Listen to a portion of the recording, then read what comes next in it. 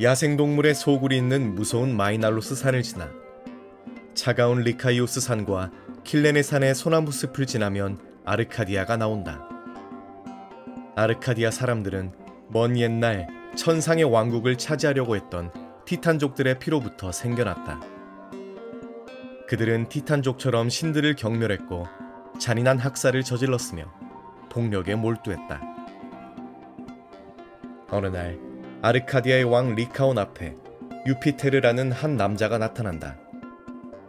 그는 왕 앞에서 스스로를 신이라고 칭한다. 경건한 아르카디아인 몇 명은 기도를 올리기 시작했지만 분노한 리카온은 기도를 조롱하며 괘씸한 유피테르를 죽이기로 결심한다. 나는 간단한 시험으로 그가 신인지 인간인지를 알아보겠다. 한치의 의심도 없이 진실이 드러날 것이다. 잔인한 리카온은 유피테르를 죽이기 전 지독한 만찬을 준비한다. 잡혀있던 인질의 목을 도려내 절반은 물에 삶고 나머지는 불에 구워낸 것이다. 사체의 토막이 식탁 위에 오르자 벼랑간 불길이 일어 왕의 거처를 집어삼켰다. 겁을 집어먹은 왕은 시골 변두리까지 도망갔지만 소용없었다. 리카온의 옷은 털로 바뀌었고 양팔은 두 다리로 바뀌더니 흉포한 얼굴을 한 늑대로 변해버린 것이다. 인간의 끔찍한 만행을 목격하고 돌아온 신들의 왕 유피테르. 곧 제우스는 인간을 멸하기로 결심한다. 그의 분노로 인해 온 하늘에서 폭우가 쏟아졌고 그의 형제 포세이돈은 삼지창으로 대지를 찔러 온 땅이 물에 잠기게 하였다. 내려앉을 때를 오랫동안 찾아다니던 새가 지쳐서 추락할 때쯤 세상에는 오로지 바다뿐이었다. 그리고 이것이 인간을 혼돈에 빠뜨린 첫 번째 변신이었다.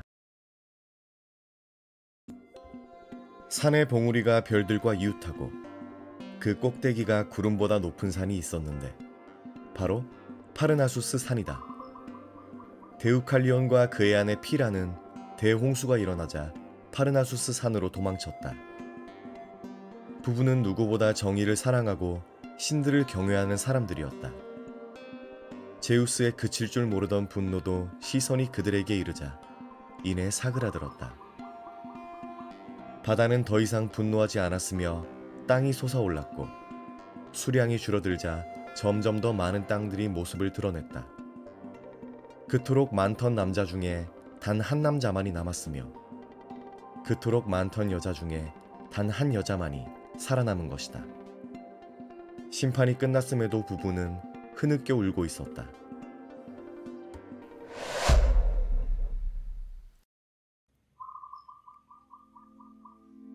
내가 흙을 짓이겨서 영혼을 불어넣을 수만 있다면 얼마나 좋겠소. 이제 인간의 종족은 우리 둘만 살아남았을 뿐이요. 이는 신들이 결정한 일인 듯하니 우리는 인류의 모범이 되어야 하오. 어찌할 바를 모르던 부부는 신성한 신탁의 도움을 청하기로 하고 지체 없이 여신의 사당으로 발걸음을 돌렸다. 부부는 옷과 머리를 단장하고 신전의 차가운 돌에 입을 맞추며 신탁을 구했다. 부부의 모습에 감동한 여신은 인류를 구원할 신탁을 내려주었다. 이 신전에서 떠나가 머리에 베일을 두르고 옷에 허리띠를 푼 다음 내 위대한 어머니의 뼈들을 등 뒤로 던지어라. 수수께끼같이 모호한 신탁의 말씀에 부부는 당황했지만 현명한 프로메테우스의 아들 데우칼리오는 신탁의 진위를 금세 파악했다. 위대한 어머니는 대지를 의미하고 어머니의 뼈란 대지의 돌들을 가리킨 것이었다. 그들은 신전에서 물러나 머리에 베일을 두르고 허리띠를 푼 다음 지시받은 대로 등 뒤로 돌들을 던졌다. 그러자 놀라운 일들이 벌어지기 시작했다. 부부의 등 뒤로 떨어진 돌들은 점점 물렁해지더니 형체를 이루기 시작했다. 물체는 점점 더 커지더니 온화한 특성을 갖추었고 조금씩 인간의 형상을 띠게 되었다. 그 중에서 습기를 취해 축축해진 부위는 변모하여 살이 되었고 딱딱하여 굽힐 수 없는 부위는 뼈가 되었다. 남자가 던진 돌은 남자의 형상을, 여자가 던진 돌은 여자의 형상을 갖추었다. 그렇게 인류는 고난을 견디는 강인한 종족으로 거듭났다. 이것이 인류의 근원에 대한 서사이다. 제우스의 분노가 끝나고 세상의 강들이 물길을 원래 방향으로 돌리자 신선한 진흙이 드러났다. 천상의 별인 태양에 의해 진흙이 가열되자 여러 생명들이 나타나기 시작했다. 이는 수분과 열기가 균형을 이루었을 때 세상이 탄생하기 때문이었다. 마침내 이 두 가지로부터 만물이 생겨났다. 그 중에는 옛날의 모습을 되찾은 것도 있고 완전히 새로운 형상을 이룬 것도 있었다. 되지도 모르는 사이 피톤이라는 거대한 공포가 생겨났는데 피톤은 들어본 적 없는 거대하고 사악한 뱀이었다. 피톤은 악행에 분노한 궁수신 아폴로는 뱀이 뙤리를 들고 있는 산중으로 향한다. 역시 피톤은 만만한 상대가 아니었는데 아폴론이 1000발의 화살을 다 쏘고 나서야 피톤은 독을 뿜으며 죽었다. 아폴로는 자신의 업적을 기리기 위해 신성한 게임을 만들었고 피톤의 이름을 따 피티아라고 명명했다. 피티아에서 우승한 사람은 아폴론이 주는 나뭇가지를 받았는데 당시에는 월계수가 없었기 때문에 아폴로는 나무 가지나 꺾어서 우승자를 기념해 주었다. 한편 본래 다른 신들보다 용맹하고 아름다웠던 아폴로는 원래부터 방자한 성격이었지만 피톤을 죽인 후 그의 오만함은 극에 달했다. 하루는 아폴론이 사랑의 신 에로스가 활을 쏘는 모습을 보고 비아냥거린 적이 있었다. 피톤을 무찌른 자신의 업적에 비해 남녀의 사랑을 부추기는 에로스의 활은 장난감처럼 보였기 때문이었다. 아폴론의 빈정대는 말을 듣는 에로스는 곧장 공중으로 날아올라 파르나수스 산의 꼭대기에 살포시 내려앉았다. 에로스는 무언가를 찾는 듯 눈을 찌푸리더니 이내 두 종류의 화살을 품에서 꺼냈다. 두 화살의 끝에는 피톤의 송곳니보다 날카롭고 무서운 화살촉이 빛나고 있었다. 두 화살은 서로 상반된 성질의 것인데 하나는 사랑을 불러오는 것이고 다른 하나는 사랑을 쫓아내는 것이었다. 황금빛으로 날카로운 촉이 반짝거리는 화살은 사랑을 불러오지만 납으로 된 뭉툭한 촉의 화살은 사랑을 쫓아냈다. 에로스는 먼저 황금 화살을 아폴론에게 쏘았다. 화살이 아폴론의 뼈를 뚫고 골수에 닿자 그의 마음속에서 사랑이 샘솟았다.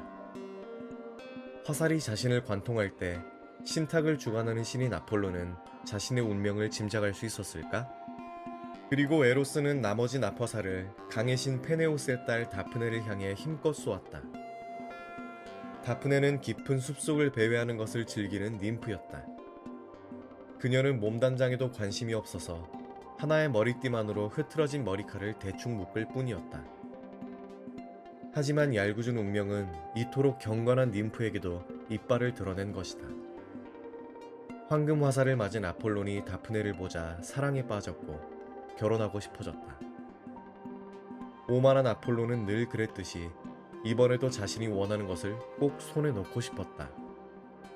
아폴론이 온갖 아름다운 말과 찬사로 다프네에게 다가갔지만 그녀의 심장에 박힌 납화살은 아폴론을 밀어냈다. 아폴론이 다가갈수록 다프네는 더 멀리 달아났고 그가 아무리 멈추라고 소리쳐도 그녀는 멈추지 않았다. 결국 기진맥진한 그녀는 아버지 페네우스의 강물을 쳐다보며 자신의 아름다움을 모두 가져가 달라고 빌었다. 기도가 끝나자 다프네의 부드러운 유방은 얇은 나무 껍질로 변했고 머리카락은 잎사귀가, 양팔은 나뭇가지가 되었다. 다프네가 월계수로 변하자 반쯤 체념한 아폴로는 다프네에게 한 가지를 부탁했다.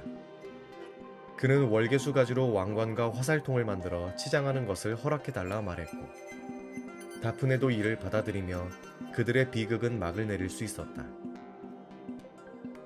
훗날 피티아 게임의 승자에게 아무런 가지나 꽂아주던 것이 월계수 가지를 꽂아주는 것으로 바뀌었고 이렇게 월계수에는 아폴론의 찬란함과 슬픔이 동시에 새겨지게 되었다. 많은 강의 신들이 페네우스의 비극을 위로하기 위해 모였다. 사시나무가 늘어선 강해진 스페르케오스, 오래된 아피다누스, 온유한 아이아스 등이 있었는데 오로지 이나쿠스만이 보이지 않았다. 이나쿠스는 동굴 밑바닥에 웅크린 채 한없이 슬퍼하고 있었다. 이는 사랑하는 딸 이오가 지상 어디에서도 보이지 않았기 때문이었다. 가엾은 이오가 사라지게 된 것은 그녀의 아름다움이 제우스의 눈에 들었기 때문이다. 한가로이 강을 거닐던 이오를 본 제우스는 그녀의 아름다움에 마음을 뺏긴다. 곧바로 제우스는 이오에게 다가갔고 그녀가 도망가지 못하도록 주위에 어둠을 퍼뜨렸다. 검은 안개 속에 갇힌 이오는 결국 제우스에게 순결을 빼앗긴다. 한편 제우스의 아내인 헤라는 밝은 대낮에 갑작스런 안개가 땅을 뒤덮는 것을 수상하게 여겼다. 남편의 바람기에 진절머리가 난 헤라는 이번에도 제우스의 짓이라고 생각하며 안개 속으로 다가갔다. 헤라가 다가가자 안개가 걷혔고 안개가 사라진 자리에는 제우스와 아름다운 암소 한 마리가 있었다. 헤라는 암소에 대해 캐물었지만 당황한 제우스는 땅에서 솟아났다고 둘러댈 뿐이었다. 헤라는 모른 체하며 제우스에게 암소를 선물로 달라고 요구했다. 제우스는 헤라의 의심이 더욱 번질 것을 우려하여 어쩔 수 없이 암소를 넘겨주었다. 헤라는 아르고스라는 한 거인에게 암소의 감시를 맡기는데 이는 제우스가 교묘한 술수로 암소를 훔쳐갈 것을 우려했기 때문이다. 아르고스의 머리에는 100개의 눈이 달려 있었기 때문에 낮과 밤의 구분 없이 이오를 감시할 수 있었다. 자유로이 강가를 거닐던 이오는 순식간에 100개의 눈에 묶여있는 짐승이 되어버렸다. 그녀가 잠들던 포근한 침대는 온데간데없고 차가운 흙바닥에 몸을 누일 뿐이었다. 아버지의 은총이 담긴 맑은 물은 더 이상 마실 수 없게 되었고 다만 진흙탕물로 겨우 목을 축일 수 있었다. 너무나 괴로웠던 이오는 소리를 질러보지만 짐승의 울음소리만 메아리칠 뿐이었다. 제우스는 이오의 비참한 울음소리를 더 이상 듣고만 있을 순 없었다. 하지만 헤라의 눈이 무서웠기 때문에 제우스는 총애하는 아들 헤르메스에게 아르고스를 죽이라고 명령한다. 헤르메스는 크기가 제각각인 갈대로 만든 피리를 허리에 차고 양치기로 변장하여 아르고스에게 접근한다. 헤르메스는 모른 체하며 신기하게 생긴 피리를 불면서 아르고스 옆을 지나갔다. 재미있는 피리 소리에 흥미가 생긴 아르고스는 헤르메스를 불러 세운다. 헤르메스는 아르고스 옆에 철연덕스럽게 앉았고 둘은 많은 이야기를 하며 시간을 보냈다. 헤르메스는 중간중간 갈대피리로 잠에 들게 하는 노래를 불렀지만 아르고스의 몇몇 눈들만은 끝내 잠재울 수 없었다. 그러자 헤르메스는 아르고스가 줄곧 관심을 보이던 피리에 대해 이야기하기 시작했다. 헤르메스는 온갖 사설을 붙여가며 ним프 시링크스가 갈대로 변한 이야기를 지루하게 해댔다. 마침내 거인의 모든 눈이 감기었고 헤르메스는 품에서 초승달 모양의 칼을 꺼내들었다. 그렇게 아르고스는 피를 뿜으며 쓰러졌고 100개의 눈들은 더 이상 빛을 볼 수 없게 되었다. 거인이 쓰러지는 소리에 천지가 요동치자 헤라는 아르고스의 죽음을 눈치챘고 제우스의 지심을 직감한다. 비통에 잠긴 여신은 아르고스의 눈들을 공작새의 날개에 붙여 거인을 위로해 주었다. 그리고 곧장 이오에게 등에 때를 보내 그녀를 고통스럽게 했다. 이오가 쉬려고 발걸음을 멈추면 곧바로 등에들이 피를 빨아먹었기 때문에 그녀는 온 세상을 정처 없이 떠돌게 되었다. 이오가 이집트의 나일강을 지날 때쯤 그녀의 비탄과 슬픔을 더는 볼 수 없었던 제우스는 헤라에게 사과하며 이오의 고통을 그만 끝내주자고 말했다. 제우스가 스틱스강이 되고 맹세하자 헤라는 마음이 풀렸고 이오를 해방시켜 주었다. 이오는 아름답던 ним프의 모습을 되찾았고 이집트의 유명한 여신이 되었다. 그녀는 제우스의 은총을 받은 에파포스라는 아들을 낳았다. 에파포스는 자신의 혈통이 너무나 자랑스러웠기 때문에 이집트 전역에 어머니를 숭배하는 사당을 세웠다. 하지만 훗날 그의 철없는 자부심은 그리스 전역에 비극을 불러오게 된다.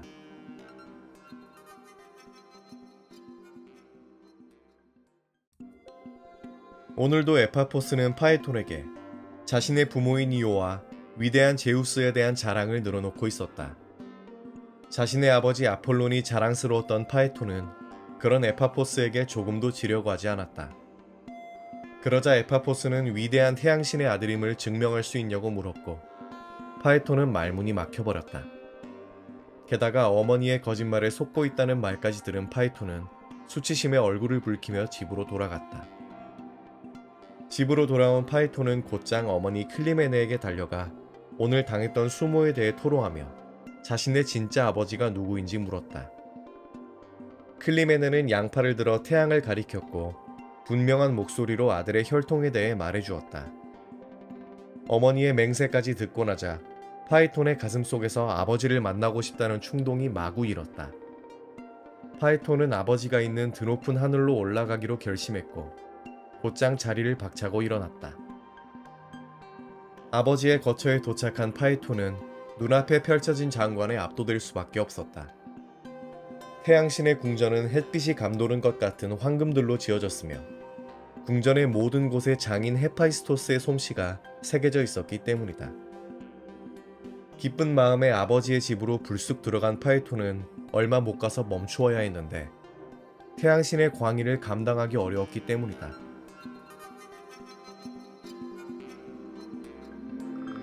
측량할 수 없는 세상의 보편적 빛이신 아폴로니시여, 나의 아버지시여, 내가 아버지의 진정한 소생이라는 출생의 증거를 내려주시어 내 마음속의 혼란을 씻은 듯이 없애주소서. 이내 아폴로는 찬란한 광의를 모두 없앤 뒤 눈앞에서 떨고 있는 아들을 안아주었다. 그리고 태양신은 아들의 의심을 씻어주기 위해 소원 한 가지를 들어주겠노라고 스틱스 강에 대고 맹세한다. 이에 파에톤은 기다렸다는 듯이 태양신의 마차를 하루만 몰게 해달라고 청했다. 파에톤이 말을 마치자 아폴로는 즉시 자신의 약속을 후회했다. 이는 인간이 태양의 마차를 모는 것이 얼마나 무모한 짓인지 알고 있었기 때문이다. 태양의 마차를 모는 것은 인간뿐만 아니라 아폴론을 제외한 다른 모든 신들조차도, 심지어 위대한 제우스에게도 위험한 일이었다. 아폴로는 사랑하는 아들을 거듭 설득해봤지만 파에톤의 결심은 확고했고 스틱스 강에 대한 맹세는 되돌릴 수 없었다. 결국 아폴로는 철없는 아들을 헤파이스토스의 걸작 중 하나인 찬란한 태양의 마차로 데려갔다. 찬란하게 빛나는 마차 앞에 도착하자 파에톤은 의기양양하게 마차에 올라탔다. 상반되는 표정으로 아폴로는 주의할 것들을 아들에게 거듭 당부하였다. 천마들의 제멋대로인 성격부터 마차가 달릴 천도에 도사리고 있는 숱한 위험과 사나운 짐승들의 이야기까지. 아버지는 고비를 건네는 것을 거듭 망설였지만 축축한 밤이 서쪽 해안의 경계선에 닿자 더는 출발을 미룰 수 없었다. 아폴로는 자신이 남겨놓은 바퀴 자국을 따라가라는 말을 끝으로 파에톤에게 고비를 건네주었다. 파에톤은 아폴론에게 고맙다는 인사말을 남기고선 천마들을 출발시켰다. 마차가 출발하자마자 영리한 천마들은 마부가 다르다는 사실을 금세 깨달았다. 천마들은 제멋대로 날뛰기 시작했고 마차의 경로는 아폴론이 남겨둔 바퀴 자국에서 차츰 벗어났다. 파에톤은 경악했지만 고비를 어떻게 다뤄야 할지 몰랐다. 파에톤은 그저 천마들이 달리는 대로 따라갈 뿐이었다. 마차가 하늘의 제일 높은 곳에 이르렀을 때 파에톤은 이미 엄청난 공포에 휩싸인 상태였다. 온갖 별들이 너무 가까워진 마차의 화염 때문에 괴로워했다. 심지어 전갈자리는 검은 땀을 흘리며 구부러진 침으로 파에톤을 죽이려 했다. 통제를 잃은 천마들은 이윽고 대지를 향해 달려가기 시작했다. 마차가 대지에 접근하는 순간 구름들이 일제히 말라 없어졌고 대지의 많은 산들이 불타오르기 시작했다. 아프리카의 광대한 사막이 이때 만들어진 것이다. 강들마저 말라붙어서 땅이 쩍 갈라지자 만물의 근원이자 어머니인 가이아가 오랜 침묵을 깨고 모습을 드러냈다. 가이아는 자신이 베푼 다산과 봉사에 대해 제우스에게 호소하며 이 사태를 수습할 것을 촉구했다. 가이아의 간곡한 호소가 끝나자 제우스는 이 사태를 더 이상 방관할 수 없었다. 최고신은 천상의 성체의 꼭대기로 올라 벼락을 집어들었다. 제우스는 벼락을 든 손을 힘껏 치켜 올렸다가 파이톤을 향해 내리꽂았다. 파이톤은 그대로 마차에서 고꾸라졌고 불길에 휩싸인 채로 에리다누스 강에 떨어졌다. 제우스의 맹렬한 벼락은 세상의 화마를 모두 집어삼켰다. 아들의 죽음을 지켜볼 수밖에 없던 아폴로는 두꺼운 베일로 자신의 얼굴을 가린 채 깊은 슬픔과 고통을 흐느끼고 있었다. 들리는 소문에 의하면 파이톤이 죽은 다음 날엔 태양이 뜨지 않았다고 한다. 온 세상을 두려움에 떨게 했던 화마의 소란이 끝나자 제우스는 먼저 천상의 상황을 살폈다. 그는 천상을 에워싼 성곽이 여전히 견고한 것을 확인하고선 곧 지상으로 내려갔다. 최고신은 말라버린 강물들을 물로 가득 채웠고 파괴된 숲들에겐 무성한 초록을 회복시켜 주었다. 한편 아르카디아에 있는 칼리스토라는 여인이 있었다. 칼리스토는 자신이 모시는 처녀신 아르테미스를 따라 순결을 맹세했으며 사랑하는 여신과 함께 산속을 거니는 것을 가장 큰 행복으로 여겼다. 칼리스토는 아르테미스를 열심히 따랐고 아르테미스도 그녀를 가장 아꼈다. 순수하고 아름다운 칼리스토에게 난데없이 끔찍한 비극이 찾아오는데 이는 그녀의 아름다움이 지상을 순찰 중이던 제우스의 눈에 들었기 때문이었다. 제우스는 칼리스토를 본 순간 참을 수 없는 욕정이 치솟았지만 섣불리 행동하지 않았다. 제우스의 바람기는 꽤 유명했기 때문에 순결을 맹세한 여인이 자신을 보면 놀라서 도망갈 것을 잘 알았기 때문이다. 고민 끝에 제우스는 아르테미스의 모습으로 변신해 칼리스토에게 접근한다. 칼리스토는 자신이 가장 사랑하는 여신이 다가오자 경계를 풀고 다가가 아르테미스를 한껏 찬양한다. 칼리스토의 말이 끝나자 제우스는 그녀에게 달려들었고 키스를 퍼부었다. 제우스의 애무가 점점 강렬해지자 이상함을 느낀 칼리스토는 거칠게 저항하기 시작했다. 그러던 중 제우스의 변신이 풀렸고 거리낄 것이 없어진 그는 서슴없이 본색을 드러냈다. 제우스의 모습을 본 칼리스토는 기절할 듯이 놀랐지만 최고신의 완력을 감당할 수는 없었다. 폭풍이 불듯 한 차례의 비극이 지나갔고 숲에는 순결을 빼앗긴 칼리스토만이 덩그러니 남아있었다. 그녀가 사랑하던 숲은 더 이상 편안한 공간이 아니었다. 그녀는 숲의 고요함에 압도되기 시작했고 자신의 수치를 목격한 나무들이 증오스러웠다. 휘몰아치는 감정에 혼란스러웠던 칼리스토는 급히 몸을 추스르고 숲을 떠났다. 칼리스토가 숲을 떠나 한참을 걷고 있는데 마이나로스 산중에서 사냥을 즐기던 아르테미스를 만났다. 여신은 총애하는 칼리스토를 곁으로 불렀다. 칼리스토는 처녀신의 무리에 끼었지만 죄책감에 고개를 들지 못했다. 제우스의 기만이 칼리스토의 온몸에 새겨져 있었지만 처녀신이었던 아르테미스는 자신이 처녀인지라 눈치채지 못했다. 9달이 지나 칼리스토의 배가 더는 숨길 수 없을 만큼 불렀을 때였다. 뜨거운 태양 아래에서 사냥을 즐기던 아르테미스가 피로를 풀기 위해 시원한 숲속으로 들어갔다. 숲속에는 아름다운 강물이 흐르고 있었고 신이 난 아르테미스는 알몸으로 목욕을 시작했다. 따르던 ним프들과 시종들 모두 신을 따라 알몸으로 강에 들어갔다. 칼리스토가 강에 들어오지 못하고 망설이자 처녀신은 칼리스토에게 들어오라고 재촉했다. 칼리스토는 하는 수 없이 옷을 벗었고 그렇게 그녀가 순결을 잃었음이 드러났다. 여신은 크게 분노하지만 제우스의 아이를 죽일 수는 없었기 때문에 칼리스토를 먼 곳으로 쫓아냈다. 처녀신의 가호가 사라지자 제우스의 아내인 헤라의 보복이 두려웠던 칼리스토는 동굴 속으로 숨었다. 몇 개월의 시간이 더 흘렀고 칼리스토는 아르카스라는 남자아이를 낳았다. 비록 자신의 삶은 망가졌지만 칼리스토는 아르카스를 사랑했고 지극정성으로 길렀다. 하루는 칼리스토가 한눈판 사이 아르카스가 동굴 밖으로 기어 나갔을 때였다. 칼리스토를 찾고 있던 헤라의 눈에 아르카스가 들어왔고 결국 칼리스토는 헤라에게 붙잡히고 만다. 헤라는 즉시 칼리스토를 검은 털이 가득한 곰으로 만들어버렸다. 칼리스토의 아름다움은 모두 사라졌고 흉포한 짐승의 모습만이 남아있을 뿐이었다. 그렇게 가엾은 칼리스토는 곰이 되어 사냥꾼들과 짐승들을 피해 숲과 산을 떠돌게 되었다.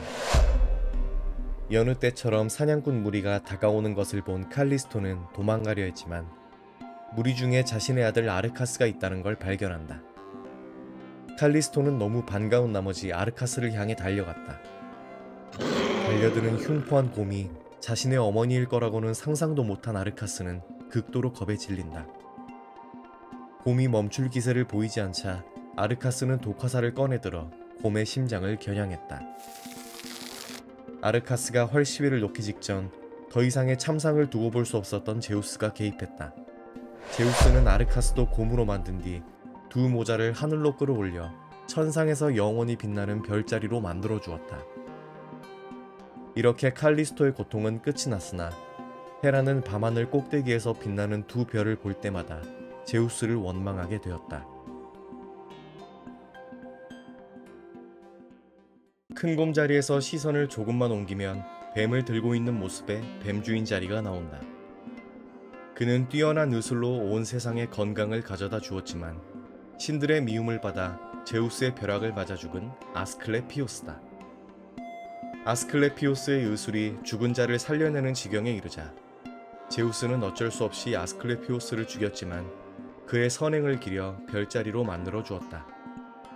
천상에 올라 의술의 신이 된 아스클레피오스의 탄생에는 아이러니하게도 짙은 죽음이 드리워져 있다. 아스클레피오스의 어머니는 하이모니아에서 가장 아름다운 여인 코로니스다. 코로니스의 아름다움은 태양신 아폴론의 눈에 띄었고 둘은 깊은 사랑을 나누었다. 하지만 인간이었던 코로니스는 시간이 흘러 자신의 아름다움이 사라졌을 때 아폴론이 자신을 떠날 것을 두려워했다. 결국 코로니스는 아폴론 몰래 자신과 함께 늙어갈 수 있는 인간인 이스키스를 만난다.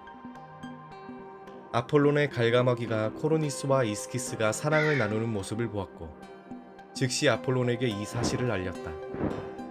배신감과 분노에 휩싸인 아폴론은 절대 빗나가지 않는 자신의 화살을 코로니스의 가슴에 겨누었다. 이내 궁수신의 화살은 코로니스의 가슴을 꿰뚫었고 붉은 피가 그녀의 하얀 몸을 뒤덮었다.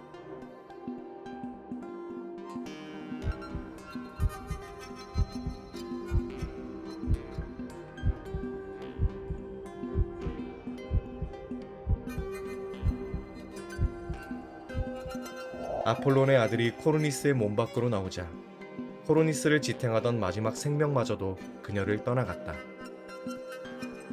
코로니스의 몸이 경직되며 완전한 죽음에 이르자 아폴론은 이내 자신의 행동을 후회하기 시작했다. 돌이킬 수 없는 잔인한 처벌을 후회하며 자신의 경솔한 행동을 증오했다. 입이 가벼운 갈가마귀가 미워진 태양신이 새를 쪼아보자 찬란한 은빛 깃털들이 모두 검게 타버렸다. 아폴로는 자신의 씨앗을 차마 죽게 놔둘 수는 없었기 때문에 반인반마 켄타우로스 종족의 대현자 케이론에게 아들을 맡겼다. 그렇게 케이론의 밑에서 의술을 배운 아스클레피오스는 훗날 뛰어난 의사가 되었고 온 세상의 병약한 자들을 돌보아 주었다.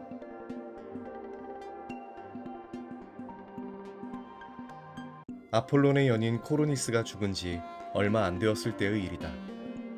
아폴론은 자신의 소들을 살피기 위해 들판에 나갔지만 연인을 잃은 슬픔에 도무지 소들을 돌볼 수가 없었다. 음악의 신 아폴론은 슬픔을 달래기 위해 하염없이 펜플룻을 부를 뿐이었다. 주인이 한눈판 사이 소들은 정해진 구역을 이탈하기 시작했고 아폴론이 있는 들판에서 점점 멀어졌다. 하필 장난기 많은 헤르메스가 이 광경을 보고 있었고 곧장 목동으로 변신하여 소들에게 다가갔다. 헤르메스는 재빨리 아폴론의 소들을 근처의 숲속으로 숨겨버렸다. 이를 마친 뒤 헤르메스는 모른 체하며 도망가려 했으나 근처에서 말을 돌보던 바투스라는 노인과 눈이 마주친다. 헤르메스는 바투스가 아폴론에게 사실을 밀고 할 것을 두려워하여 그를 회유하기 시작했다. 헤르메스는 방금 훔친 소떼 사이에서 홀쭉한 암소 한 마리를 노인에게 건네며 비밀을 지켜줄 것을 부탁했다. 그러자 바투스는 흔쾌히 수락하며 이렇게 말했다.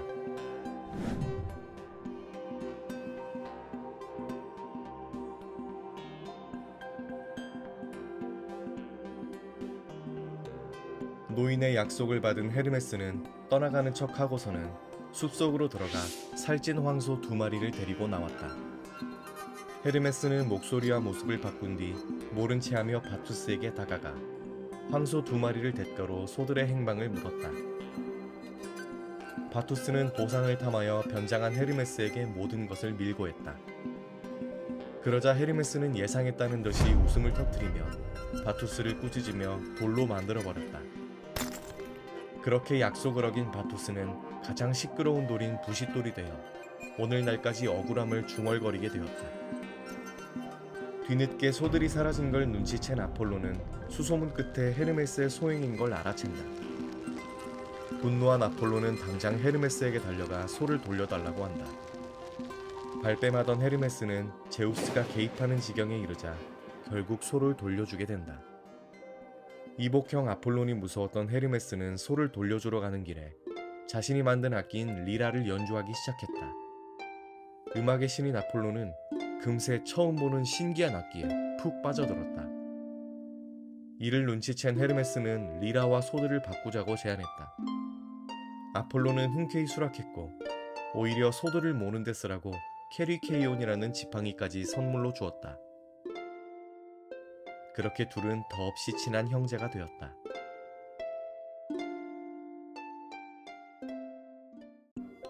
헤르메스는 입이 가벼운 노인을 돌로 만든 뒤 멋진 날개를 펼쳐 공중으로 날아올랐다. 구름을 가르며 푸른 하늘을 누비던 중 헤르메스의 눈에 정교하고 아름다운 도시가 보였다. 도시의 이름은 아테네. 정의와 전쟁을 주관하는 여신 아테나의 사랑을 받아 번영을 누리던 도시였다. 마침 그날은 여신을 기리는 축제일이었는데 호기심이 생긴 헤르메스는 성대한 축제가 한창인 아테네로 들어갔다. 축제는 관습에 따라 순결한 처녀들이 순수한 성물을 담은 바구니를 머리에 이고 아테나 여신의 성체로 가던 중이었다. 아름다운 처녀들 사이에서 유독 눈에 띄는 한 처녀가 있었다. 그녀의 이름은 헤르세로, 아테네의 위대한 왕 케크롭스의 3딸 중 둘째였다. 헤르세의 아름다움은 주변의 모든 아름다운 것들을 시들게 할 만큼 압도적이었다.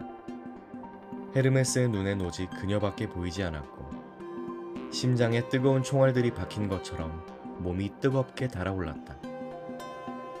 공중을 애타게 빙빙 돌던 헤르메스는 축제가 끝나자 헤르세가 사는 집으로 곧장 내려갔다. 이때 헤르메스는 아무런 변신도 하지 않았는데 이는 자신의 용모에 자신이 있었기 때문이었다.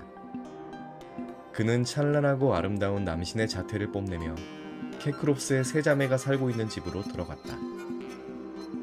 겉옷의 황금 장식들과 날개 달린 신발을 과시하며 집에 들어가던 헤르메스를 맞이한 것은 3자매 중의 막내인 아글라우로스였다. 아글라우로스는 과거에 아테나와의 약속을 어기고 여신의 은밀한 비밀을 폭로해 아테나의 원한을 산 적 있는 교활한 여인이었다. 이런 그녀의 앞에 잘생긴 남신이 그녀의 언니를 찾자 과거의 그 교활한 표정으로 헤르메스를 훑어보기 시작한다.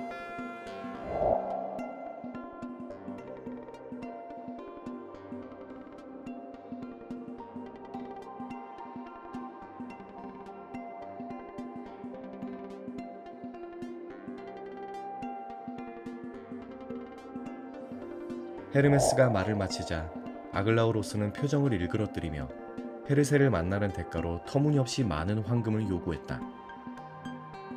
헤르메스는 많은 온유한 말들과 기도로 아글라우로스를 회유했지만 소용없었다. 아글라우로스가 완강한 표정으로 썩 꺼지라고 하자 헤르메스는 할 수 없이 발걸음을 돌렸다. 한편 이 광경을 아테나가 보고 있었는데 여신은 정의로운 것들을 좋아했기 때문에 그녀의 행동이 마음에 들지 않았다. 자신과의 약속을 어긴 배신자가 헤르세의 사랑을 받으며 막대한 황금을 차지할 것을 탐탁지 않게 여긴 아테네는 무언가를 결심한다.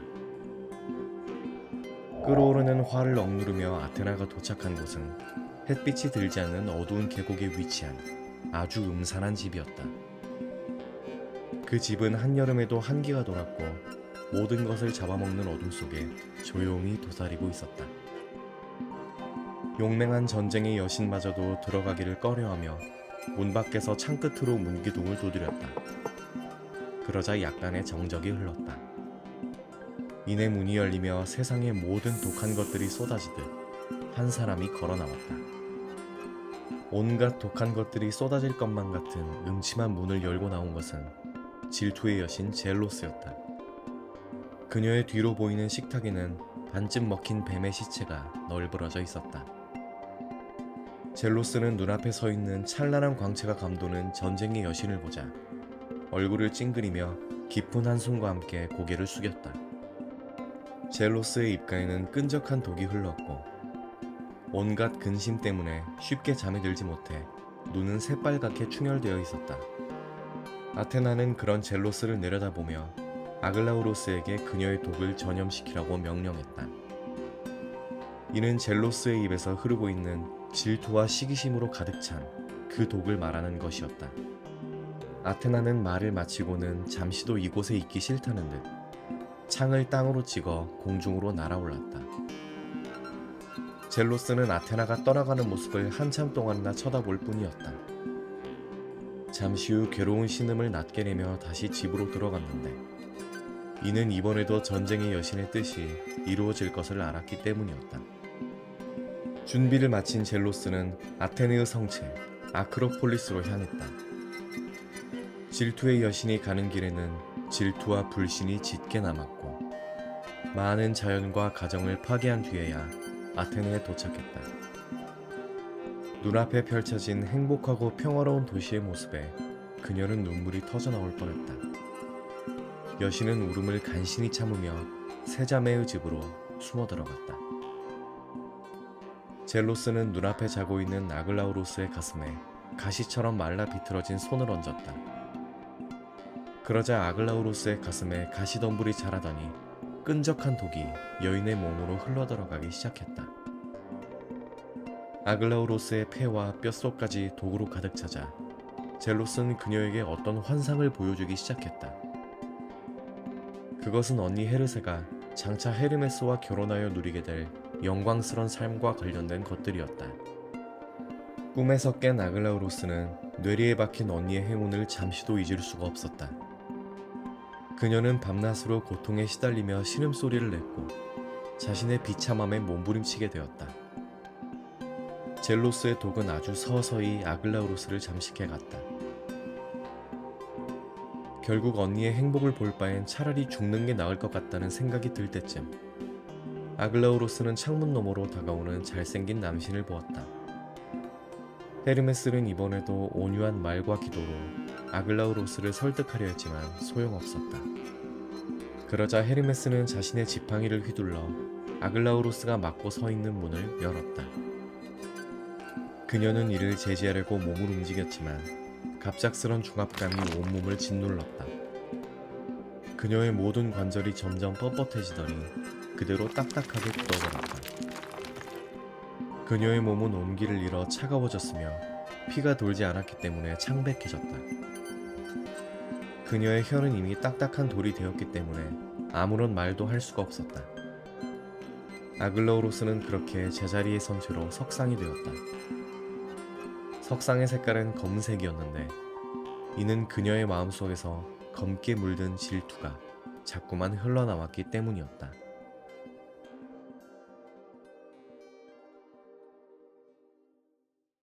헤르메스는 질투심에 눈이 먼 여인을 돌로 만든 뒤 거대한 날개를 펼쳐 천상으로 돌아간다. 이는 자신의 아버지이자 신들의 왕 제우스의 부름이 있었기 때문이었다. 제우스는 헤르메스에게 페니키아로 날아가 왕이 기르는 소들을 시돈이라는 땅의 해안가로 끌고 올 것을 명했다. 이때 제우스는 아들에게 이유를 설명하진 않았는데 마음속에 음흉한 계획을 숨기고 있었기 때문이다. 헤르메스가 소들을 이끌고 도착한 시돈의 해안가에는 페니키아의 처녀들이 무리지어 놀고 있었다. 무리 사이로 유독 눈에 띄는 한 여인이 있었는데 바로 페니키아의 왕 아게노르의 딸 에우로페였다. 그녀의 아름다움은 햇빛을 받아 황금색으로 빛나는 해안보다 눈부셨다.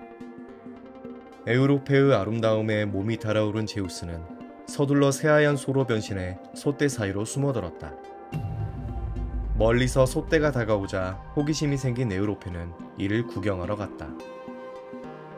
소들에게 가까이 다가간 에우로페는 깜짝 놀랐는데 눈처럼 새하얗고 늠름한 소가 있었기 때문이었다. 제우스가 변신한 이 소의 새하얀 피부는 결점 없이 매끈했고 두 뿔은 마치 사람이 정교하게 조각한 것처럼 빛이 났다. 흰 소의 아름다움에 매료된 에우로페는 꽃을 꺾어 선물로 주었다. 사랑에 빠진 숫소는 몸이 달아올랐지만 애써 참으며 에우로페의 손을 핥을 뿐이었다. 흰 소의 온유한 모습에 에우로페는 경계를 풀었다. 둘은 금세 친해졌고 푸른 초원을 함께 뛰놀았다. 그러던 중 갑자기 소가 등에 올라타라는 듯이 바닥에 주저앉았다. 에우로페는 잠시 망설였지만 결국 아름다운 소의 등에 올라탔고 제우스는 서서히 본색을 드러내기 시작했다. 제우스는 방향을 틀어 해안가로 나아갔고 거친 파도가 넘실대는 바다로 냅다 들어가 버렸다. 에우로페는 거칠게 헤엄치는 흰소의 두 뿔만을 의지한 채 물살을 버텼다. 에우로페는 두려움에 떨며 뒤를 돌아보았지만 고향의 땅은 점점 멀어질 뿐이었다. 먼 바다를 지나 크레타 섬에 도착하자 제우스는 변신을 풀고 자신의 정체를 밝혔다. 위대한 신의 모습으로 돌아온 제우스는 에우로페에게 번영과 영광을 약속하며 사랑을 나눴다. 그렇게 에우로페는 크레타의 여왕이 되었고 미노스를 비롯하여 찬란한 크레타 문명의 초석이 된 제우스의 새 아이를 낳게 된다.